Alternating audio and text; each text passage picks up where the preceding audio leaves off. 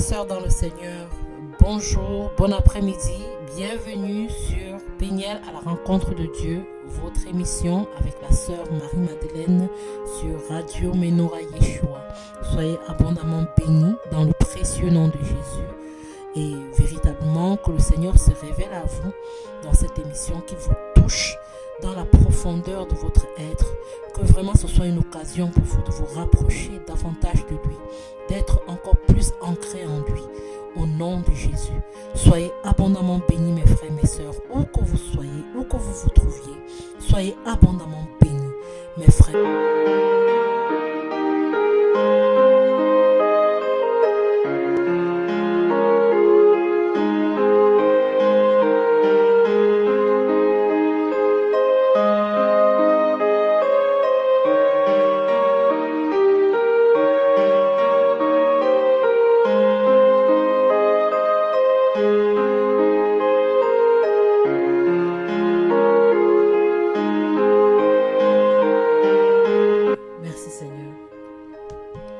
Mes frères, mes sœurs dans le Seigneur, véritablement, nous sommes très heureux de vous savoir nombreux à nous écouter, d'où que vous soyez, quel que soit l'endroit dans le monde où vous vous trouvez.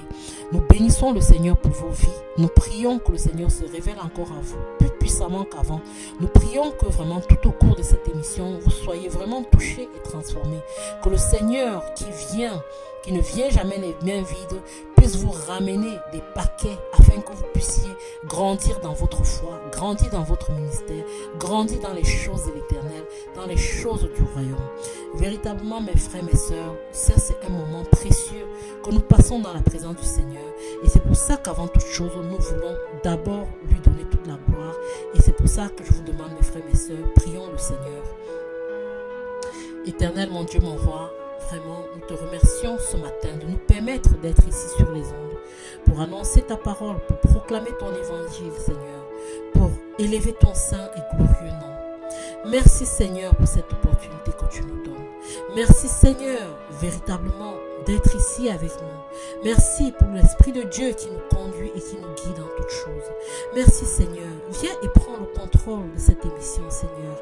Viens et va au-devant de toutes choses que nous allons dire. Chaque mot que nous allons prononcer, chaque parole, Seigneur, toute personne qui va intervenir à l'émission, prends le contrôle, Seigneur. Prends le contrôle du studio tout entier.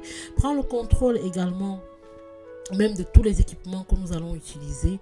Prends le contrôle, Seigneur, de toutes choses, de l'espace, de l'air, Seigneur. Prends le contrôle et Père, que ta volonté parfaite se fasse, Seigneur. Que ton nom soit élevé dans ce studio, que ton nom soit glorifié sur ces ondes, que véritablement tout un chacun qui entendra cette émission ressente l'élévation du nom de Jésus. Car le nom de Jésus doit être glorifié, il doit être élevé. Et Seigneur, nous te bénissons et nous t'élevons et nous te prions, Seigneur, afin que Père, tu puisses nous guider dans chaque chose, chaque parole que nous allons dire. Père, nous venons à toi encore tels que nous sommes dans nos manquements, dans nos péchés, dans nos fautes, Seigneur, dans nos saletés, Seigneur, et nous te demandons pardon. Pardon, Seigneur, pour toutes les fois où nous t'offensons. Pardon, mon Dieu, mon roi, parce que oui, quand tu offensais, ton cœur est dans la tristesse et nous te demandons pardon de t'avoir attristé par nos péchés. Nous te demandons pardon, Seigneur, de t'avoir attristé par nos manquements, par notre désobéissance. Et c'est pour ça que, Père, vraiment cet après-midi, nous voulons encore te dire, Père, viens et transforme-nous. Viens et enlève tout ce qui est en nous qui n'est pas de toi. Transforme-nous, donne-nous la forme qu'il te plaira. Donne-nous la forme qu'il te plaira, Seigneur, afin que nous soyons des sacrifices bons, agréables et à toi, Seigneur. Père éternel, à toi soit la gloire, vraiment d'éternité en éternité. Au nom de Jésus. Amen. Amen, amen, mes frères, mes sœurs. Amen, amen. Soyez abondamment bénis dans le précieux nom de Jésus. Voilà, aujourd'hui, nous allons parler de la désobéissance. Nous allons parler de la désobéissance, notamment dans le livre de 1 Samuel. Nous allons lire le chapitre 13 et le chapitre 15 pour voir ce qui s'est passé avec Saul, comment il a désobéi à l'Éternel et ce qu'il a disqualifié en tant que roi d'Israël. Mais avant cela, nous voulons rapidement revenir sur l'émission d'hier où nous avons parlé de donc de la résurrection des morts et nous voulons juste mettre les choses au clair afin que personne de nous ne soit dans l'erreur et afin qu'il n'y ait pas d'incompréhension de notre part. Comme nous avons pu le dire hier, voilà la chronologie des événements par rapport à la résurrection des morts. Premièrement, le Seigneur Jésus-Christ est venu dans la chair, il est mort, il a été enseveli et il est ressuscité des morts. Il est monté au ciel pour être avec le Père. Le Seigneur Jésus-Christ reviendra au son de la dernière trompette pour venir rechercher les morts en Christ et les vivants en Christ. Les morts en Christ ressusciteront à l'avènement de Jésus-Christ et les vivants en Christ seront transformés immédiatement dans un corps glorieux. Les morts et les vivants auront tous des corps glorieux. À ce même moment, Satan sera attaché et sera enchaîné et jeté dans le puits, dans la fosse pour 1000 ans. À ce moment-là aussi, le Seigneur va régner avec les saints, les ressuscités et les enlevés. Il va régner avec les saints pendant 1000 ans sur la terre. Les mêmes 1000 ans où Satan se retrouvera enchaîné et sera incapable d'agir sur la terre. Et ça, c'est ce qu'on appelle dans la parole de Dieu le millénium. Pendant ces 1000 ans, il y aura le règne de l'agneau et de son épouse. À la suite de ces 1000 ans, Satan sera libéré et il viendra pour quelque temps. Il entraînera les nations à combattre les fils de l'Éternel, à combattre l'Éternel et ses saints, à combattre Jésus-Christ, le roi couronné et ses saints. Et juste quand ils viendront combattre, le combat ne va pas durer longtemps parce que le ciel, le Seigneur, l'Éternel enverra des feux sortant du ciel qui vont anéantir toute l'armée de Satan. Et quand cette armée sera donc anéantie, Satan sera pris et jeté dans le lac de feu où se trouve le faux prophète et la bête. Une fois qu'il sera jeté dans le lac de feu, le Seigneur va donc ressusciter les morts. Et ça, c'est ce qu'on appelle la deuxième résurrection.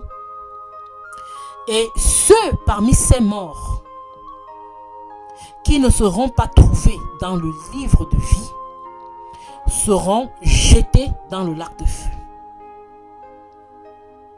Et rappelons que ces morts-là, ce n'est surtout pas les saints qui ont été enlevés avec Jésus-Christ pour régner. Et ce n'est pas encore ceux qui ont ressuscité lors de la première résurrection. Ces morts-ci, c'est ceux qui sont donc morts et qui étaient morts avant l'enlèvement et qui n'étaient pas en Christ. Et la deuxième partie de ces morts, c'est ceux qui sont morts pendant le millénium. Parce que rappelez-vous qu'il y aura encore des gens qui seront sur la terre et que tout le monde ne sera pas enlevé pour régner avec Christ. Tout le monde ne sera pas ressuscité aussi pour régner avec Christ.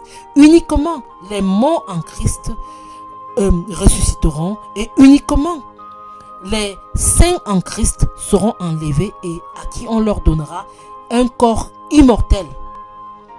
Ceux-là, ce sont ceux qui font partie de la première résurrection et de l'enlèvement.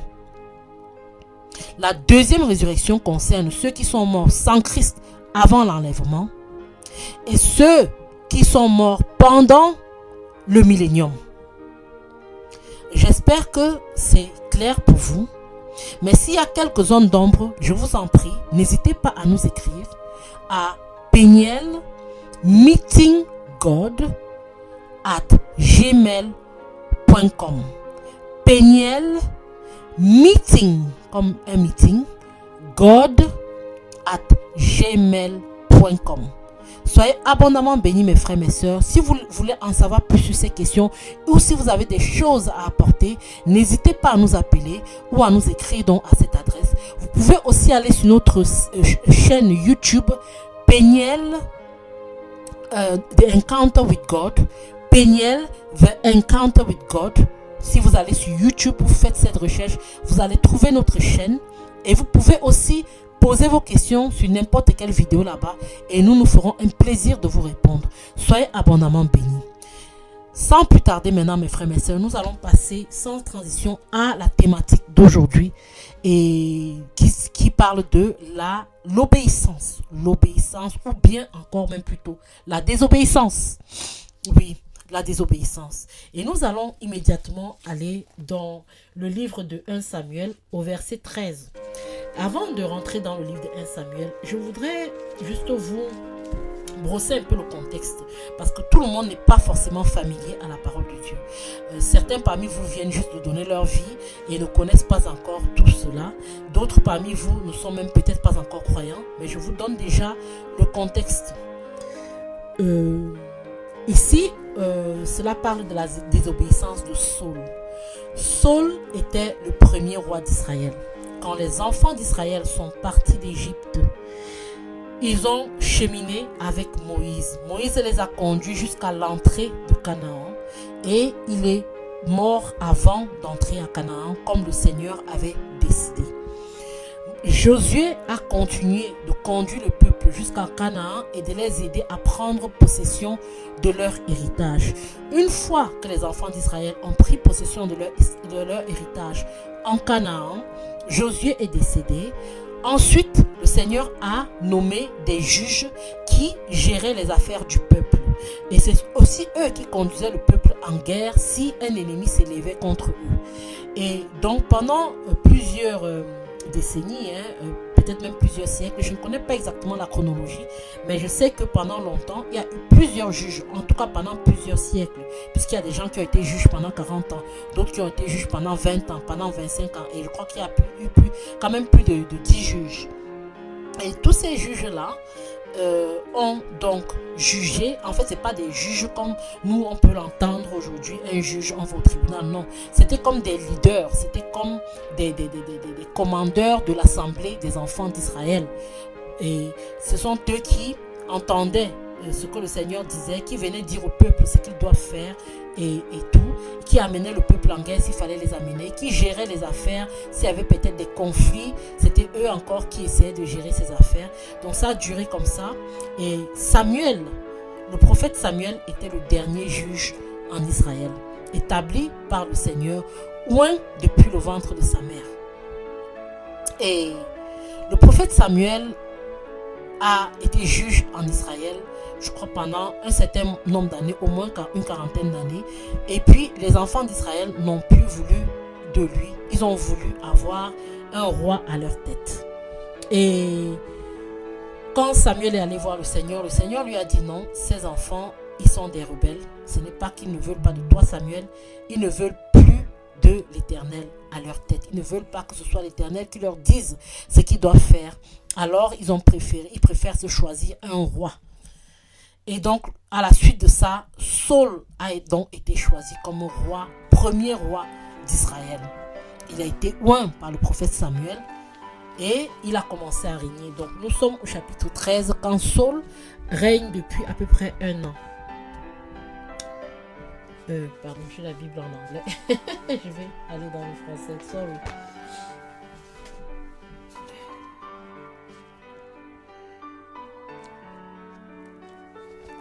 Nous sommes en Samuel 13. 1 Samuel 13.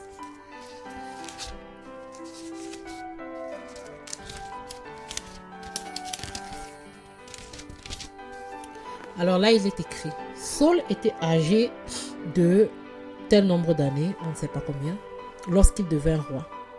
Et il avait régné 2 ans sur Israël.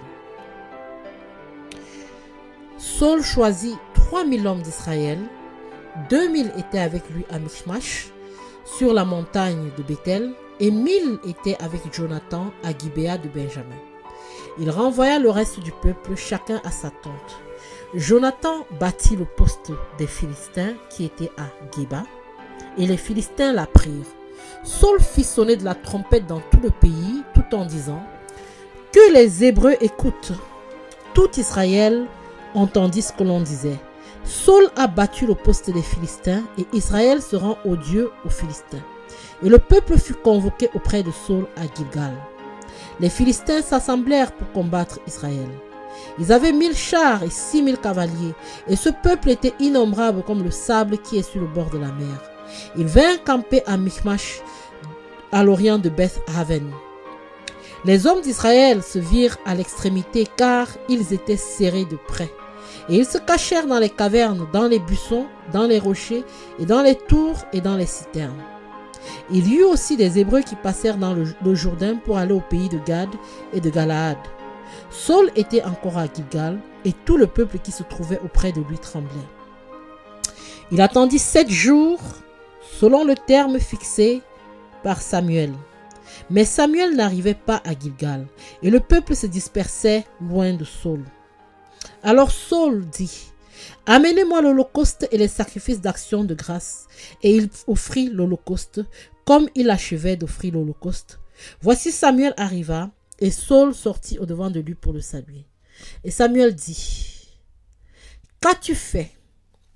Saul répondit, « Lorsque j'ai vu le peuple qui se dispersait loin de moi, et que tu n'arrivais pas au terme fixé, et que les Philistins étaient assemblés à Michmash, je me suis dit, les Philistins vont descendre contre moi à Gilgal.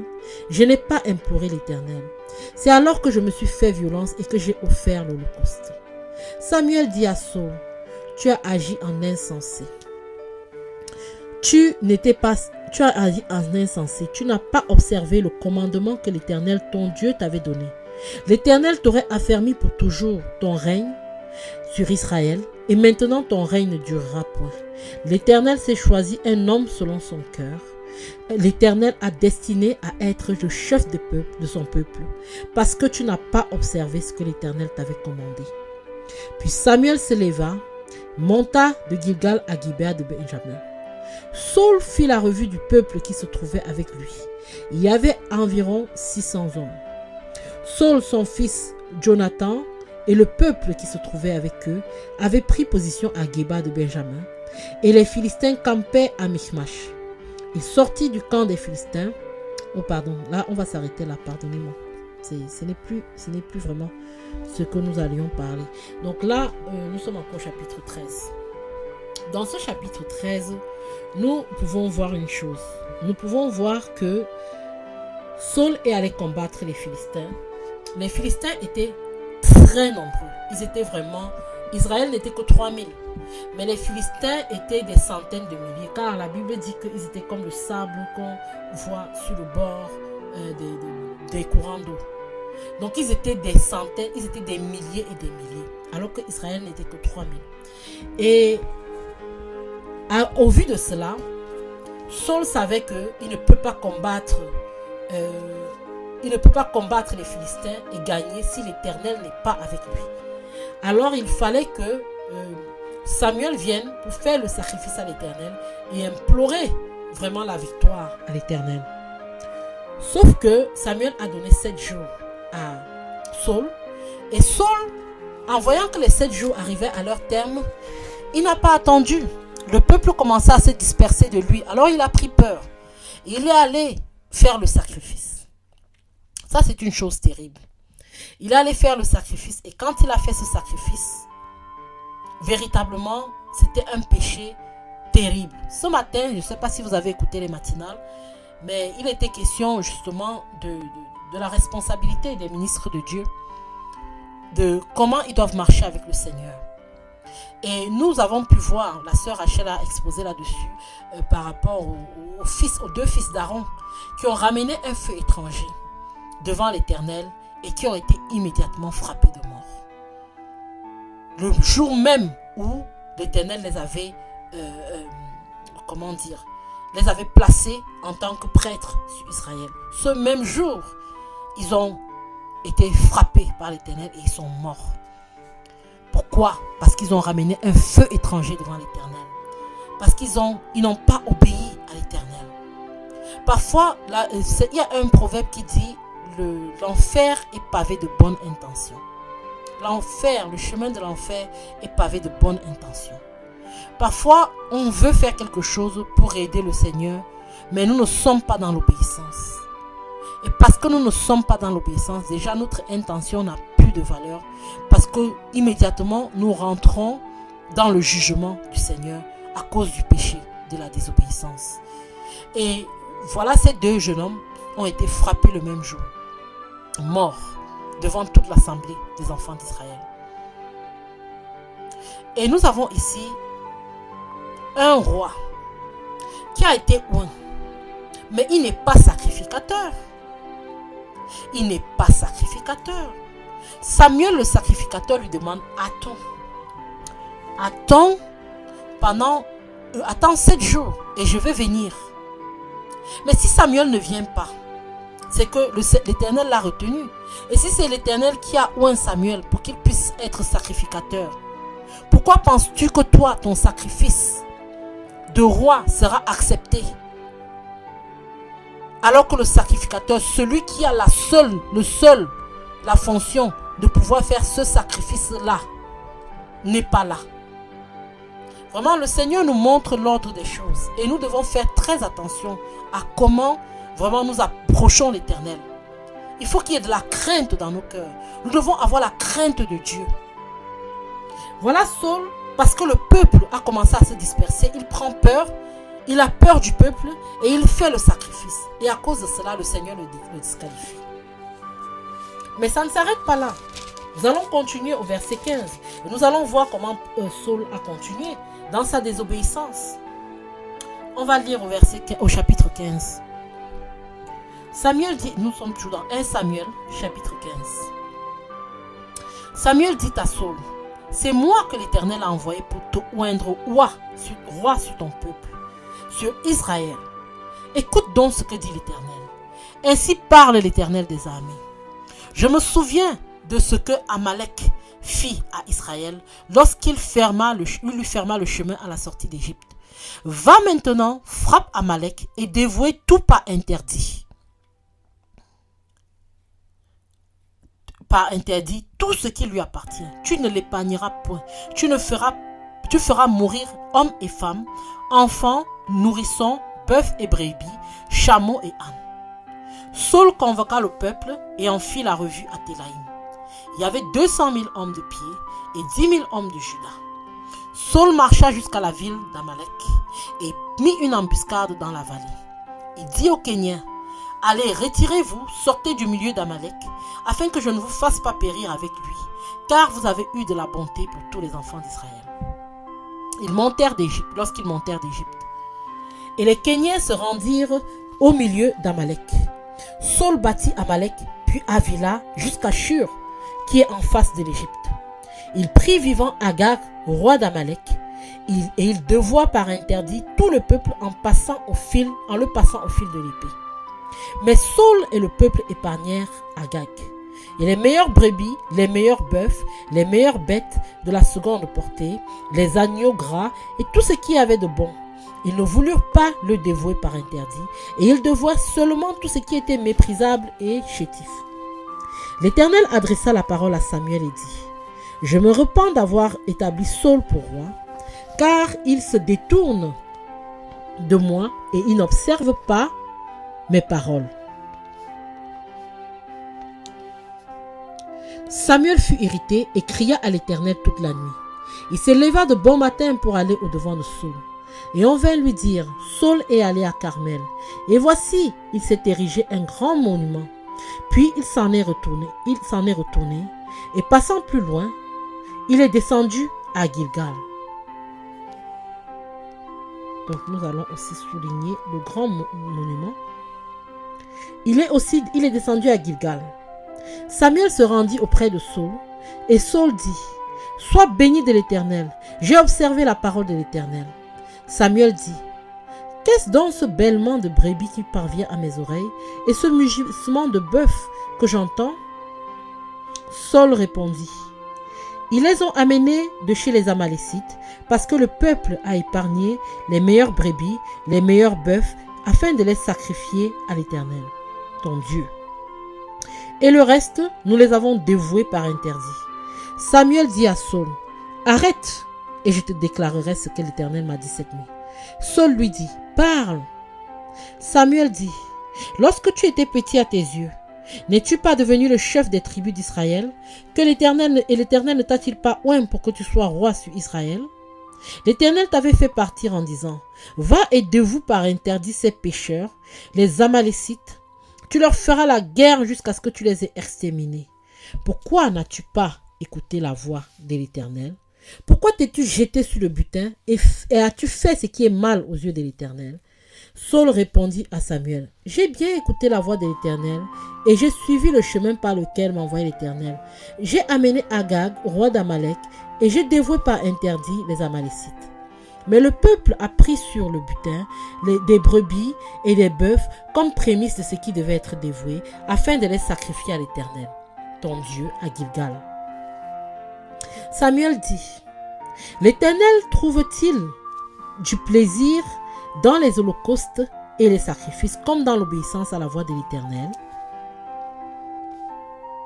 Voici, l'obéissance vaut mieux que les sacrifices et l'observation de la parole vaut mieux que la graisse. L'obéissance est aussi coupable que la divination et la résistance ne l'est moins que l'idolâtrie et les théraphies.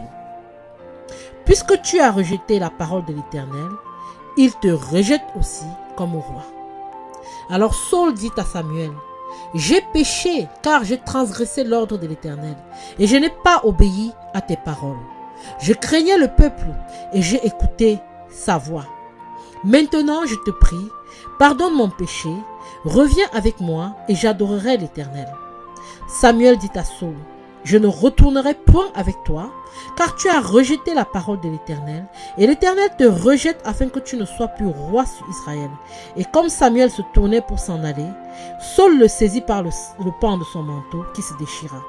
Samuel lui dit, l'Éternel déchire aujourd'hui de dessus de toi la royauté d'Israël, et il la donne à un autre qui est meilleur que toi. Celui qui est la force d'Israël ne ment point et ne se répand point, car il n'est pas un homme pour se repentir. Saul dit encore, j'ai péché.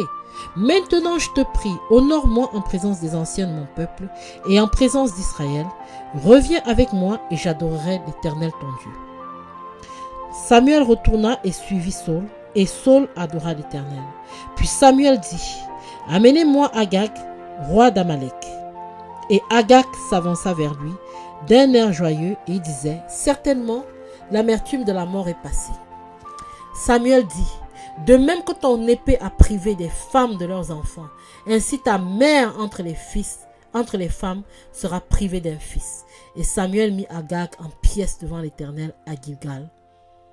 Samuel partit pour Rama et Saul monta dans sa maison à Gibéa de Saul. Samuel n'alla plus voir Saul jusqu'au jour de sa mort, car Samuel pleurait sur Saul parce que l'Éternel se repentait d'avoir établi Saul roi d'Israël. Vraiment, mes frères et mes sœurs, ça c'est un texte d'une grande tristesse. Vraiment d'une très grande tristesse. C'est douloureux, ça fait mal quand on voit que l'Éternel dit qu'il est attristé. Il est attristé par ce que nous avons fait. Vraiment, c'est terrible. Quand nous voyons au verset 10, l'Éternel dit, « Je me repens d'avoir établi Saul pour roi, car il se détourne de moi et n'observe point mes paroles. » C'est terrible. C'est terrible. C'est terrible. C'est vraiment terrible. C'est quelque chose qui fait mal. Parce que vraiment, l'Éternel nous aime. Il nous aime et il veut notre bien. Il prépare pour nous des choses vraiment belles. Mais malheureusement, nous ne lui obéissons pas. Et nous nous disqualifions ainsi des bénédictions de l'Éternel. Et ça fait mal à l'Éternel. Parce qu'il sait ce qu'il a préparé pour nous. Et quand nous désobéissons, nous nous disqualifions ainsi de tout ce qu'il a préparé pour nous. Tous les cadeaux qu'il a préparés, toutes les choses qu'il a dit, voilà, ce qui t'appartient, mon enfant. Nous nous disqualifions. Vraiment, mes frères, mes sœurs, cette parole s'adresse d'abord à nous. Saul n'est pas le premier pécheur, il n'est pas le dernier pécheur. Et ce n'est même pas tant le péché qui est terrible. C'est surtout la manière dont cela se passe et le manque de repentance de la part de Saul. Nous avons vu la première fois au chapitre 13. Le peuple a poussé Saul. Saul a eu peur du peuple et il allait faire le sacrifice. Il est allé faire le sacrifice sans attendre que Samuel ne vienne pour le faire. Saul n'était pas sacrificateur. Les ordres de l'Éternel sont formels. Ce sont des choses saintes que seuls les sacrificateurs peuvent exercer. Voilà Saul qui essaye de le faire et qui ainsi désobéit à l'Éternel. Et l'Éternel est irrité contre lui. Deuxième chance, le Seigneur lui donne. Va lutter contre les Amalécites et dévoue tout par interdit. Tue tout, ne garde rien, que tout soit détruit. Alors, voilà ce que Saul fait. Il tue effectivement tout le monde. Il tue les animaux chétifs. Il garde tout ce qui est bien. Et ils choisissent les vaches grasses, tout le bon bétail. Ils gardent cela. Ils ne tuent pas. Et non, loin de ça, il ne s'arrête pas là. Parce que ce qu'il va faire est encore plus grave. Il prend tout cela et il ne tue pas aussi le roi Agag, alors que l'Éternel lui avait commandé de tout tuer. Il prend le roi Agag ainsi que les bœufs, les brebis, tout ce qu'ils ont pris d'Amalek. Ils amènent cela à Gilgal. Gilgal était le lieu de sacrifice. C'est où le prophète Samuel sacrifiait. Donc il amène cela à Gilgal pour faire quoi? Pour aller encore sacrifier. Est-ce qu'il a informé Samuel qu'il était en train d'amener des choses à Gilgal? Non, c'est l'Éternel qui informe Samuel que voilà Saul qui a encore fait ce qui est mal à mes yeux. L'Éternel avertit Samuel et il lui dit: je me répands d'avoir établi Saul pour voir car il se détourne de moi et il n'observe point mes paroles. Et très tôt le matin, toute la nuit, Samuel prie, il intercède pour Saul. Il intercède, il prie devant Dieu pour Saul. Mais très tôt le matin, il se lève et il part pour chercher Saul. Et on lui dit que Saul est allé à Carmel. Et il s'est érigé un monument. Carmel, c'est le lieu du sacrifice. Il s'érige le monument à Carmel. Ça veut dire qu'il a décidé de mettre un autel là-bas pour sacrifier les animaux. C'est terrible, deuxième fois. Puis il s'en est retourné. Passant plus loin, il est descendu à Gilgal. Donc étant arrivé à Carmel, il est parti jusqu'à Carmel. Il repart de Carmel, il va à Gilgal. Maintenant Samuel va donc voir Saul. Et Saul arrive devant lui tout hypocrite et dit: béni soit l'Éternel, et blablabla, tout ça. Mais Samuel n'est pas dupe. Et Samuel dit: mais c'est quoi ces bêlements de brebis que j'entends, ces mugissements de vaches que j'entends? Et Saul dit: ah oui, ils les ont ramenés de chez les Amalécites parce que bon, le peuple voulait offrir cela à l'Éternel et tout ça, et tout ça, et tout ça. Excuse. Saul, au lieu de reconnaître déjà ce qu'il est en train de faire, il essaye de maquiller son péché devant Samuel. C'est ça qui est terrible. Ce n'est même pas le péché en lui-même. C'est vrai que le péché est vraiment grave, ce qu'il a fait. Mais c'est le fait de maquiller ce péché qui est encore plus grave. Parce que David a quand même tué Uri. Mais David n'a pas maquillé son péché. Quand il a été confronté par le prophète Nathan, il a avoué: oui, j'ai effectivement tué cet homme. Et il s'est mis immédiatement en vêtements. Il a mis immédiatement les sacs et la cendre. Et tout le monde pouvait savoir que le roi David a péché contre l'Éternel. Il ne s'est pas caché David a dit dans les psaumes, si je gardais l'iniquité dans mon cœur, le Seigneur n'exaucerait pas mes prières, il n'écouterait pas ma voix. Quand nous cachons notre péché, quand nous le maquillons, quand nous essayons de le masquer, l'Éternel ne nous écoute pas. Nous nous trompons nous-mêmes. Je suis désolé, nous nous trompons nous-mêmes. Et quand je vous parle, je parle d'abord à moi. Parce que nous sommes tous un peu des saules. Et moi, particulièrement, j'ai été saule à bien d'égards. À maquiller le péché, à ne pas avouer, à ne pas être, quand on est confronté à quelque chose, à ne pas dire « Oh, je suis désolé Seigneur, pardonne-moi », mais à tourner en rond, tourner en rond, tourner en rond. Au lieu de dire tout simplement « Seigneur, voilà, j'ai péché contre toi. Oh, mon frère, ma soeur, j'ai péché contre toi. » Saul essaye d'arranger et de dire le peuple. Et Samuel lui dit directement « Arrête-toi, arrête-toi là, arrête-toi. » Voilà ce que l'Éternel m'a dit cette nuit. Tu es disqualifié. C'est bon pour toi. Tu n'es plus roi. C'est fini. J'ai déjà trouvé quelqu'un qui va te remplacer. Tu es disqualifié. Tu t'es disqualifié toi-même.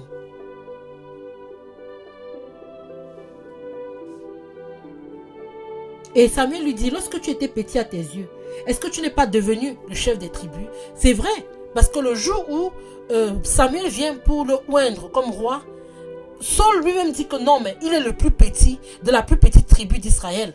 Comment est-ce qu'on peut le choisir roi? Saul, ce sont les paroles même de Saul. Vous pouvez voir ça dans, je crois que c'est dans 1 Samuel. Je crois que c'est 1...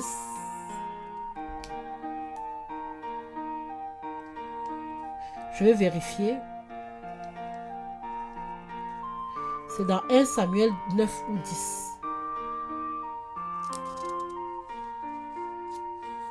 C'est dans 1 Samuel 9 ou 10. Mais en tout cas, voilà. Hein? Il se voyait petit à ses propres yeux quand il venait juste d'être roi. L'orgueil et la convoitise de l'œil, la convoitise de la chair et l'orgueil de la vie ont pris possession de lui. Et il a commencé à se sentir quelqu'un. Et il a commencé à convoiter les choses qu'il ne devait pas convoiter, des choses qui étaient dévouées pas interdites. Il a commencé à convoiter. Et le voilà aujourd'hui qui se positionne en sacrificateur et qui va même jusqu'à prendre le butin qui est dévoué pas interdit. Rappelez-vous de Akan. Je crois que c'est dans Nombre. Akan qui a maudit toute la tribu d'Israël parce qu'il avait pris un peu d'or qui était dévoué pas interdit et il l'avait caché dans sa tente. Qu'est-ce que le Seigneur avait fait de lui? Le Seigneur l'avait pris, lui ainsi que toute sa famille, et on les a aussi dévoués pas interdits. C'est-à-dire ils ont été tués et enterrés loin du camp. Rappelez-vous de cette histoire. Voilà Saul qui fait pire. Non seulement il le fait lui-même, mais il conduit tout le peuple à pécher. Parce qu'étant roi, même si le peuple réclamait, il devait dire non. L'Éternel a refusé. Ok, une fois qu'il a fait le péché, au lieu même de courir pour implorer la miséricorde de l'Éternel, ce n'est pas ça que fait Saul. Saul essaye de maquiller son péché, de dire ce n'est pas ma faute, c'est la faute des autres, c'est le peuple, c'est pas moi, en fait c'est les autres. Je vais aller assez rapidement parce que bientôt je dois rendre l'antenne. Et à chaque fois, rappelez-vous, il dit toujours à Saul, à Samuel, l'Éternel ton Dieu. Donc lui-même, il ne reconnaît même pas l'Éternel comme étant son Dieu à lui. Il dit toujours à Samuel, l'Éternel ton Dieu. Regardez comment David parlait de l'Éternel. Il ne disait pas l'Éternel ton Dieu au prophète, il disait l'Éternel mon Dieu. Donc Saul lui-même n'a même pas en lui reconnu que l'Éternel est même son Dieu. Et nous voyons même que dans sa famille, il y avait l'idolâtrie. Sa fille Michal avait quand même des téraphimes dans sa maison, puisqu'elle a pris un téraphime pour faire comme si c'était David. Les téraphimes, ce sont les idoles. Elle avait quand même cela dans sa maison. Donc, il a élevé ses enfants dans l'idolâtrie et même dans le mensonge. Et donc, on continue. Ce n'est pas tant le péché de Saul, bien qu'étant très grave, qui le disqualifie, mais c'est surtout son attitude face à ce péché. Il ne reconnaît pas qu'il a péché, et même quand il reconnaît du bout des lèvres. Du bout des lèvres, parce qu'il dit, je craignais le peuple et j'ai écouté sa voix. Et maintenant je te prie, pardonne mon péché, reviens avec moi et j'adorerai l'Éternel. Tu vois? Voilà ce qu'il dit. Donc il n'essaie même pas de vraiment se repentir. Et quand Samuel se tourne pour partir, il tire, il retient Samuel et le vêtement se déchire. Mais malgré cela, quand Samuel lui donne la sentence de l'Éternel, que son royaume est déchiré aujourd'hui, que sa royauté est déchirée aujourd'hui, Il n'essaie même pas de réfléchir et de se dire qu'est-ce que je vais faire, comment est-ce que je peux me repentir devant le Seigneur. Lui, tout ce qui l'intéresse, c'est de dire au verset 30, j'ai péché, maintenant je te prie, honore-moi en présence des anciens de mon peuple et en présence d'Israël. Reviens avec moi et j'adorerai l'Éternel ton Dieu. Voilà tout ce qui intéresse Saul, c'est d'être honoré devant les hommes. Il ne se rend pas compte qu'il a commis un grand péché devant la face de l'Éternel, qu'il a offensé l'Éternel. Mais tout ce qui l'intéresse, c'est que les hommes puissent le voir, que les hommes puissent l'apprécier, qu'on puisse dire, oh voilà Saul, voilà tu as bien fait, voilà tu... Il ne veut pas reconnaître son péché devant le peuple. Et c'est ça qui disqualifie Saul. Bien que son péché lui-même le disqualifie, mais ce manque de repentance, ce fait de ne même pas vraiment reconnaître la gravité des choses qu'il a faites, c'est ça qui le disqualifie. Et c'est même finalement Samuel qui va encore tuer Agag, le roi des Amalécites. Pourtant l'Éternel l'avait commandé à Saul. Mes frères, mes sœurs, je vais brosser rapidement cela en disant ceci. Nous sommes les enfants de l'Éternel. Et nous devons marcher dans l'obéissance. Parce qu'il dit que l'obéissance est plus grave que le péché de la divinité, que la divination. C'est plus grave que la divination. Alors c'est aussi grave, que la divination. Il dit, la désobéissance, l'obéissance vaut mieux que les sacrifices. Et l'observation de la parole vaut mieux que la graisse et les béliers. C'est pas la peine de désobéir à la parole de Dieu pour courir le dimanche verser plein d'argent devant l'autel. Ça ne sert à rien. Va d'abord régler ta vie, lave ta vie, nettoie les hommes qui sont sales dans ta vie et viens maintenant voir le Seigneur. Et ce n'est pas non plus la peine vraiment de venir devant le Seigneur avec des larmes de crocodile en prétendant que tu es vraiment dans la repentance alors que tu ne l'es pas. Le Seigneur en a horreur. Il a horreur des hypocrites. Il a horreur des gens qui essayent de s'honorer devant les hommes. Nous devons nous humilier devant le Seigneur, reconnaître notre péché, nous humilier véritablement. Et le Seigneur va nous entendre, il va nous guérir. Mais si nous ne nous humilions pas, le Seigneur va nous résister parce que la Bible dit que Dieu fait grâce aux humbles et il résiste. Il résiste les orgueilleux. Alors mon frère, ma soeur, vu que l'antenne va bientôt être prise, je vous encourage, vraiment pendant tout ce week-end, rentrez en vous-même, examinons-nous et regardons là où véritablement nous sommes désobéissants à l'égard de l'Éternel. Demandons-lui pardon afin qu'il nous aide à sortir de notre péché. Soyons sincères avec lui. Disons-lui toute la vérité afin que véritablement il puisse nous guérir. Il puisse enlever le mal de nous. Soyez abondamment bénis. Shabbat shalom et bon week-end. Juste après moi, nous avons l'émission de